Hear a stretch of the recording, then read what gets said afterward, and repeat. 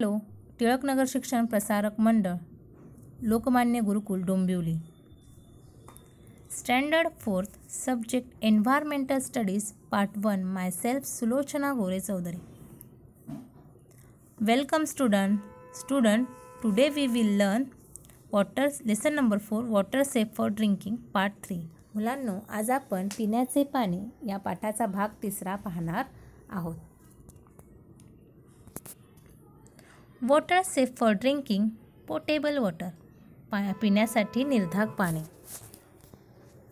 Drinking water must be safe for our health. Pure water has no taste, smell or color. If water has a color or a foul smell, one must avoid drinking it. It can make us leak. मुलांनो, पिण्याचे पाणी निर्धाक असायला हवे. शुद्ध पाण्याला चव नसते, रंग नसतो, वास नसतो. पाण्याला रंग दिसू लागला किंवा दुर्गंधी येऊ लागली तर ते पाणी पिऊ नये. असे पाणी प्यायल्याने माणसे आजारी पडू शकतात. When we get muddy water during the rains, we allow it to settle before using it. If necessary, we use alum or we filter the water. It mudness disappears and the water looks clean and transparent. Can we say that it is now safe for drinking? Let us learn some more about this.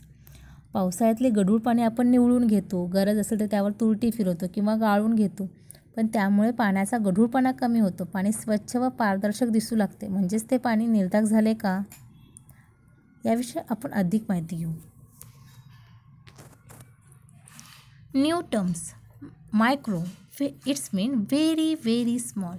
Micro म्हणजे सूक्ष्म, म्हणजे अतिशय खूप लहानात लहान. Organisms, ए living things म्हणजे सूक्ष्म. Living things म्हणजे सजीव. Micro organisms, A living things that can not be seen by the neck even or even with a magnifying glass. म्हणजे मुलांनो की सूक्ष्मजीव खूप लहान आकाराचे, आपल्या डोळ्यांना दिसू शकणार नाही किंवा काचेच्या भिंगातही नाही दिसू शकणार नाही इतका लहान म्हणजे सूक्ष्म. आणि सूक्ष्मजीव म्हणजे आकाराने सूक्ष्म असणारे सजीव.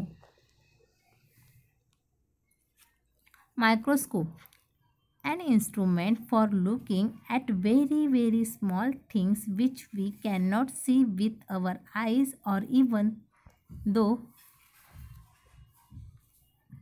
a magnifying glass. म्हणजे मुलांनो की प्रयोगशाळांमध्ये सूक्ष्म वस्तू पाहण्यासाठी असणारे साधन म्हणजे microscope.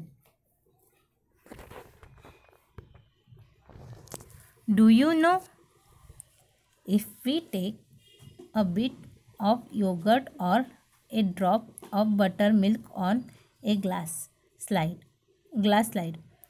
and place the slide under a microscope, we see a very tiny living things in it. म्हणजे कणभर दही किंवा थेंबर ताक घेऊन ते काचेच्या पट्टीवर ठेवले आणि ती पट्टी सूक्ष्मदर्शीतून पाहिली तर आपल्याला त्या सूक्ष्म आकाराचे सजीव दिसतात. They are called microorganisms. These microorganisms convert milk into yogurt. They are useful for us. बघा, हे सूक्ष्म सजीव दुधाचे रूपांतर दह्यात करतात आणि ते आपल्याला उपयोगी असतात. But all microorganisms are not useful. Some microorganisms causes diseases when they enter our body. They are said to be harmful microorganisms. पण सर्व सूक्ष्मजीव उपयोगी नसतात. काही सूक्ष्मजीव शरीरात गेले तर आपल्याला आजार होऊ शकतात. अशा सूक्ष्मजीवांना अपायकारक सूक्ष्मजीव असे म्हणतात. There are numerous kinds of microorganisms around us. They are in the soil, in water, in air, on rocks, that is anywhere or and everywhere. म्हणजे आपल्या सभोवताली अनेक प्रकारचे सूक्ष्मजीव असतात. ते मातीत, हवेत, पाण्यात, खडकांवर कुठेही असू शकतात. Even if harmful microorganisms are present in water, we are not be able to see them. Now, though the water with such a microorganisms looks transparent, would it be safe for drinking? अपायकारक सूक्ष्मजीव पाण्यात असेल तरी ते डोळ्यांना दिसत नाहीत. असे सूक्ष्मजीव असणारे पाणी पारदर्शक दिसेल, पण ते निर्धाक असेल का? नो, नाही. You may know that during the rainy season we often hear of an outbreak of diarrhea and gastritis. At such times we need to boil the water that has been cleaned by settling and filtration. Only then does it become safe for drinking. म्हणजे पावसाळ्यात बऱ्याच वेळा हगवण व गॅस्ट्रोसारख्या रोगांची साथ येते. अशा वेळी पाणी आपण निर्धार करण्यासाठी निवडून गाळून घेतलेले पाणी उकळूनही घ्यावे लागते. Boiling the water kills the microorganisms in it and prevents diseases. म्हणजे पाणी उकळल्याने पाण्यातील सूक्ष्मजीव मरतात आणि आजार होण्याचा धोका टळतो.